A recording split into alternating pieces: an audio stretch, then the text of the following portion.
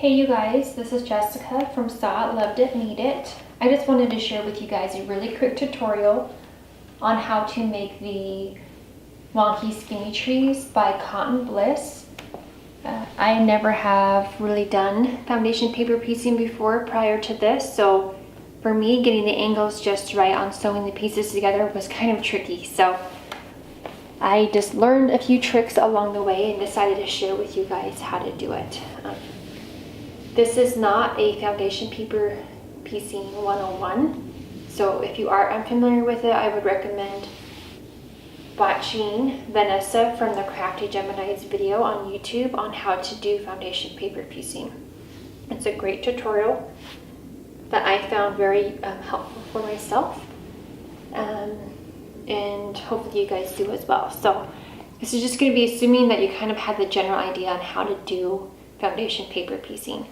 My first recommendation will be to use vellum paper instead of printer paper.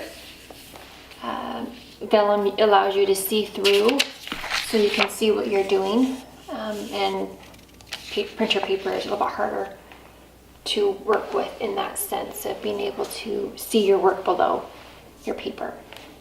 You can buy vellum at Walmart or probably any store really, or online. You can buy a ream of 250 pieces of paper for like $5 or $6, so really inexpensive. They actually make foundation paper piecing paper, but it's expensive. I think it's like $13 or $14 and you only get like 30 sheets of paper, so kind of a no-brainer to go for that. I did purchase it before, like a year ago or so, and when I got it, I realized it was basically vellum, so just kind of a waste of money in my opinion, but maybe not. Maybe there's something special about it that I just don't understand, but vellum is a really good way to go. So we're gonna first start off by sewing our two pieces on, and I've already done that. My two pieces cover the areas that I need it to. It's going up beyond 1/4 of an inch all the way around my space. Now I'm going to show you how to do A3, and the same process will be for every one of the spaces. So for me, it was hard trying to figure out what angle I needed to sew my fabric at so that when it flips up, it's at the right angle. There would be lots of times where I would sew my piece on like that. I'd flip it up and it was going that direction, but I needed it to cover this area. So hopefully these tips will help you guys from having to unpick a lot. And if you're ever unsure on the angles of things, if you stitched at a really large stitch length just to place it there and like baste it on basically, then flip it up and make sure it's going to work, and then you can use a smaller stitch length if that angle works for you. So what I'm going to do is place with my right side up on the back side of the foundation paper piece block, and then I'm going to make sure that it goes 1/4 of an inch all around my space. I know it does. My space is only this large, but I know that it's going to cover that space enough. And you're going to finger press along that line along that angle and that dotted line. So finger press it open, hold the top of the fabric in place and flip it up. You're then going to flip back that piece that needs to be in the A2 spot and then flip that back down. Now hold the space that is below where you finger pressed it open, hold that space there, and then flip that top part of the fabric down, and then along that same pressed line, that's the angle it needs to be folded down on. Now holding the bottom part of the fabric, you're going to flip that piece up. So this is how this piece needs to be placed, so that when I sew across here, when I flip it up, it's going to cover that area exactly how it had been flipped up before. So now you're going to carefully flip your paper over and sew across that line with a 1/4 of an inch before and after that dotted line. Now I've already done that. And let's just pretend that I didn't already cut that piece off. My camera had cut out before, and so I had already cut that off. So this is what it should look like after you sew that piece on. If it were flipped up, it's going to cover that space that it should. Now that you have done the work to try to figure out how it needs to be placed, let's just pretend that's not cut. Now we have 4 more blocks that I need to sew for this size. So I'm going to take my other blocks that are just like it and place it on top.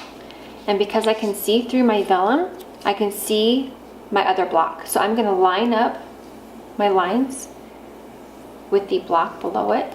So I'm going to move this down. I'm going to line up my block with the lines below it because I can see through it with the vellum. Make sure that that's in place. Take my piece of fabric. I don't know if you can see this right here. I can see that block that I had just sewn on to my very first piece. I can see the point of the block right here, and I can see the point of the block down here. I'm going to place my fabric, and this fabric is the exact same size as this first piece that I had sewn onto my first block. I'm going to line it up with that block. Line up the corners. Just make sure that it's basically matching the same placement as that first block. Now I'm just going to carefully just pick up this piece that's on top, flip it over, and sew across that line. Because I've already done all of like the work and know that this is right, I can rely on just matching up these pieces together, making sure to line up along all of these lines, and it goes much quicker than trying to figure out the placement on every single piece and every single block. It got a little frustrating, so hopefully this will be helpful for you. So now once you've done all of your pieces like this for that block or that space that needs to be covered, you can then trim your piece. So you would flip the top part of your fabric over, measure over 1/4 of an inch from the seam that you had just sewn, and trim it off. And I had already done that previously. So I'm just going to show you guys one more time how to do that. So I now have to do A4. This is a 3 piece right here. Now we need to do A4. I'm going to take a piece of fabric, A3 piece, fold that down. I need to cover A4. Just get a piece right side up, place it over the area, make sure it's covering the area that I need it to. If you're ever unsure, just flip the paper over, make sure that it's covering the area that you need it to. Finger press it open along the stitched line. Hold the fabric in place, flip it up. I'm going to flip my A3 piece back over, and very carefully, making sure that it's laying flat, I'm going to bring this piece back down. Now, along that same folded line, I'm going to pull it back, making sure that it's pressed along that same line and not moving it at all, holding the bottom part, and then flipping that up. Carefully flip over the piece, and we're going to sew across that line right there. Okay, so I've just stitched across this line here, starting 1/4 of an inch away from the edge and stopping 1/4 of an inch away from the edge. And this is just going to be extra fabric. If I bring this up, I know that this is going to cover this area. So these are kind of larger pieces, but I'd rather be too large than too small. And not having the wiggle room. So then you just need to fold across.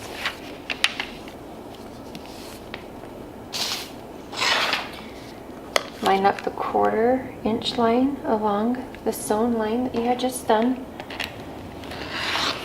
And trim away the excess.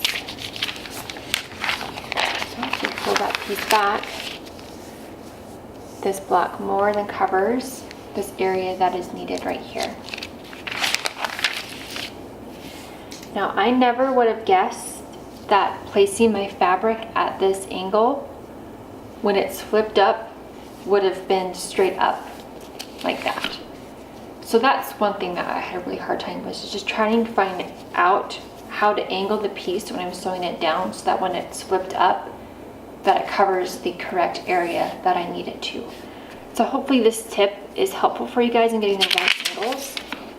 Now you're going to be sewing 4 large ones, 4 medium-sized ones, and 4 smaller ones so that you can create kind of the trio for your 4 wedges. Now when I did mine, I didn't sew on the big tree. There's 5 different sections, but I didn't sew on every single section for the small and the medium ones. I skipped the first line on the medium one and just started with the second one and then did the 4th one. And then on the small one, I did the first one, skipped the second, and then did on the 3rd line. So I skipped some areas. I wanted my trees to have different angles and they're all the same. So you can certainly do that. I mean, you could probably certainly just get a big piece of green fabric and put it over the entire area.